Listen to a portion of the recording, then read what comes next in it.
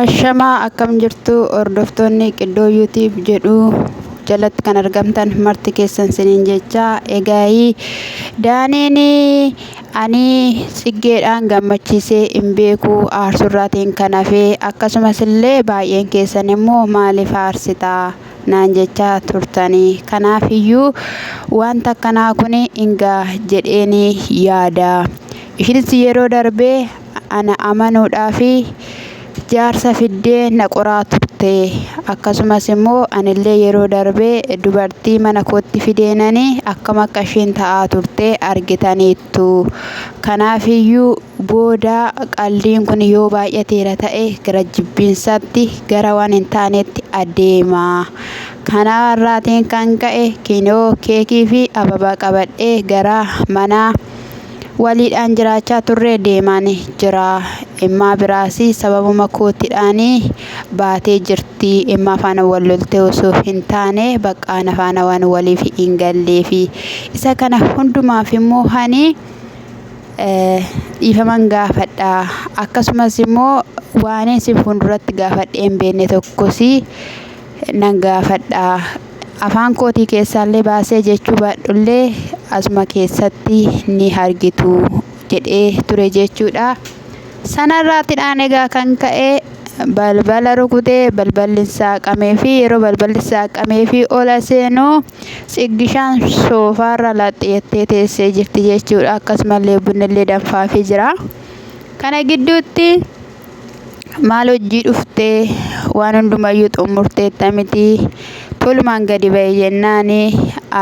si biran dhufee dhiifama si gaafachuudhaaf isa ta'ee isa darbe hundumaafiyyuu jennaani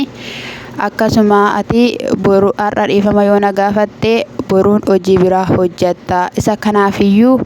ani waan tokkoyyuu hin barbaadu akka ati narraa baatu qofan barbaada yoo jettuunis illee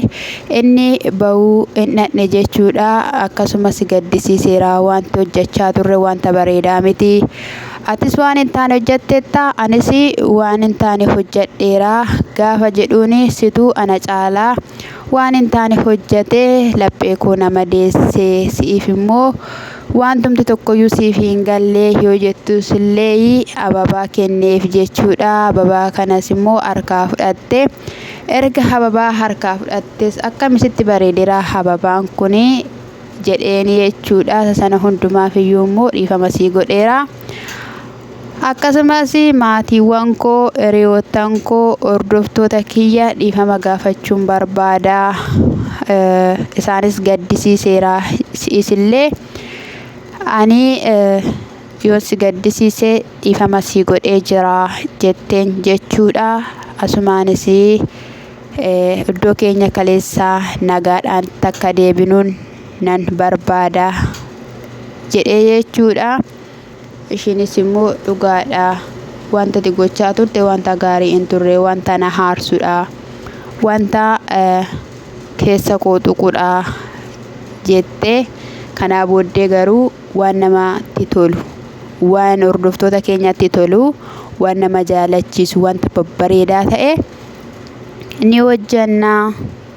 inni biraas immoo sin kabajaa jedheen jechuudha sanaa booddee immoo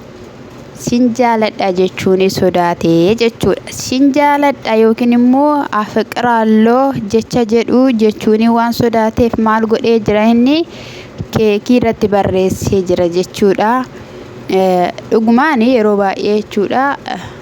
Tsageen dubbatti viidiyoo tokko keessatti yeroo karaa qaldiis ta'ee akkasumallee yeroo inni dubartoota fidee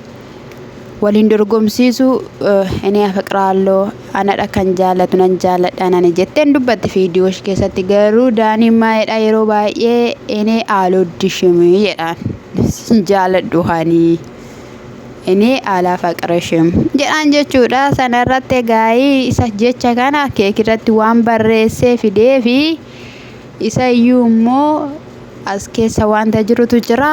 annan baay'ee maaliif baataa jennaan nan sodaadha yaa saafiranyaalee eddana ni bahee booddee ni bantaa jedheen jechuudha maaltu as keessa jira waatu as keessa jira jettee isheen yoo sodaattellee jechuudha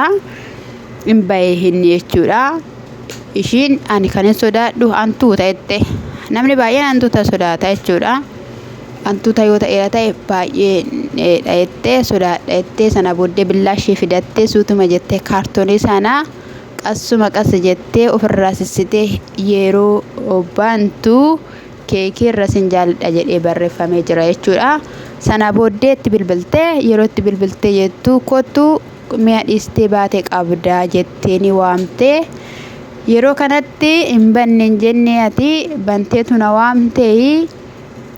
jedheen jechuudha. Eeyyee kaayyette isheenis fuutee ol qabdees waqa waan taatus wallaaltee jecha sin jaaladhu jedhu kana yeroo dhageessu hantuuta bishaan buute taate jechuudha. Siggishaanii fataadhi walirraa bareedu dhugaa dubbachuudhaaf taanaani amma barbaadaniyyuu yoo wal aata yoo wal daddarbattanii bakka viidiyoo badiisaa ta'e tokko sinirraa hin argamu waanuma yoo wal daddarbattan maal jettanis illee itti beektu jechuudha. Akkatti hojjetanii waliin bu'aa baay'ee baataniittu walirraa bareeddu waliif sinaa dhiyeessu siniin jechuu jaaladha. Hundumti keenya iyyuu jaalanna bakka namni gaafa jaalalaan jiraatu tokko mee gaafa jiraatu nuti tola nuyi. Sana booddee keekiin isatti kennamee isa sirriitti barreessite afaaniin naa jedhi jetteeni inni immoo afaaniin jechuun salfatee dubbachuu hin qaana'ee haa ta'uyyuu malee naan jechuu qabda jettee keekitti kennite gattarsiste gaafa dhaabdu inni immoo anumaa du'ii sin jaaladha afaqirashaaloo bakka zamaneen kaanchi gaanoo manoor mifalligoo baran jiraadhu sifaanan jiraachuu barbaada. Kanaafiyyuu yeroo kanaan booddee yeroo gammachuuti baay'ee si gammachiisu nan barbaada jedheeni. Sana booddee keekiin ni murame jechuudha. Keekiin erga murame booddee segaayii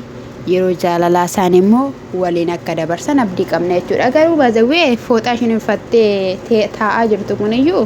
beelloo diimaa fakkaata dhugaa dubbachuudhaaf jechuudha. Sakanadha qinni jetti hojiin beetti dirama garaagaraa hojjechuu hin danda'u bakka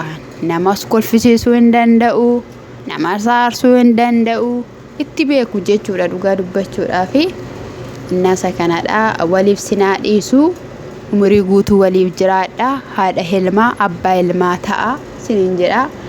Egaa edda barattanii dabadisa keessan hundumarraayyuu waa hubattanii jaalalatu caalaa tokkummaatu caalaa. Ishiinis na jaalattee jirti jaalala ishii kana boruuni xiqqii keessa gaafa galee rakkisaadha. Akkasumas immoo wanta waa isaa waadaa walii galan kana booddee dheedaniin karaa koo dubartiin dhuftu hin jirtu akka dhumne nan godha karaa kees akkasuma jedheen jechuudha. Kun wanta jiruudha dhugaa dubbachuudhaaf. Inna hordoftoota isin immoo subscribe like doolii sana tuquun maatinaa ta'a na jajjabeessaa nafaana ta'a sinin jechuun jaaladha. Sinis immoo kan yaaddan kan karoorfattan ittiin milkaa barri haarawaan bara milkaa'inaa siniif haa ta'u.